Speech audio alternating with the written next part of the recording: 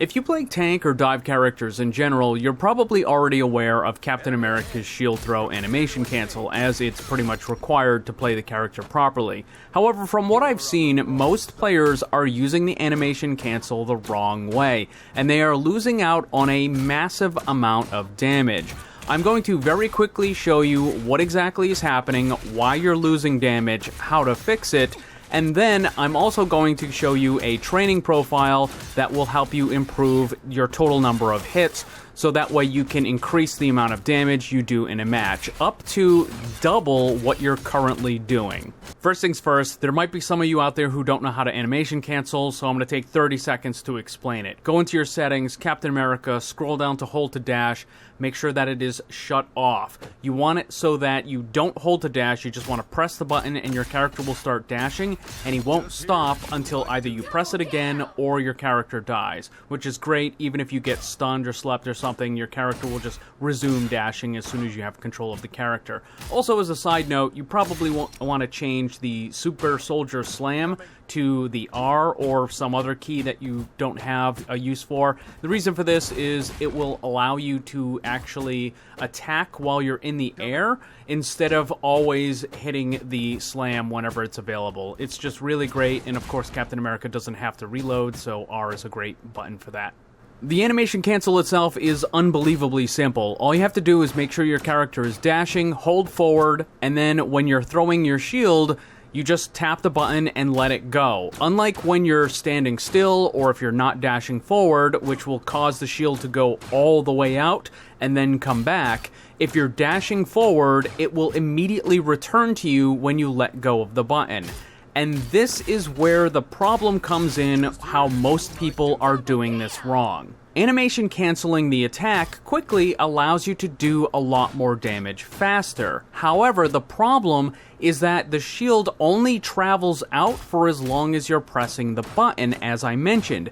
And what most people do with this is they simply click the button as fast as they possibly can to try to get out as many attacks as possible in the shortest amount of time. The issue, though, is very clearly, you can see here, the shield only travels about a meter, maybe a meter and a half at most. This is even less than the normal melee range for most of the characters in the game, who have somewhere between a 3 to 5 meter melee range. What Captain America is doing with this super fast animation cancel is it's only going about a meter in front of him. So that means the only way you're actually going to do damage by rapidly clicking is if you are physically touching the enemy right in front of you. But most of the time, that's not going to happen. There is going to be a little bit of distance between you and the other player, especially because that other player is going to be moving around and trying to avoid you. It's not going to be stationary just like these bots here. Essentially, you have to find the sweet spot between holding the button down for too long versus letting go too quickly. If you hold it too long, then your damage is going to be lower because you're not going to be attacking as quickly as you can. And if you let go of the button too quickly, you're going to do no damage because the shield isn't even going to reach the target. So you have to find that balance point. And that's where the training area comes into play. You're going to set up 3 different profiles. They're all the same except for the hero that you're going to be going against. There's a reason for that. I'll explain it in a second. So going through real quick, you can see it on the screen. Generate type is going to be random. Generation range is going to be mid-range. That just gives you more room to work with. Dynamic movement, advanced combat. Don't ever use basic combat. Basic combat is completely worthless. The bots are just too dumb. Use advanced combat. Normal speed, there's going to be 2 of them for the quantity. Health restore is on. That's for you, not for the enemies. It's just so that you don't keep dying and have to wait for your character to respawn. And then timer is going to be off. The points on this don't matter. What you are trying to focus on is chasing down the enemy and hitting them consecutively with your shield throws.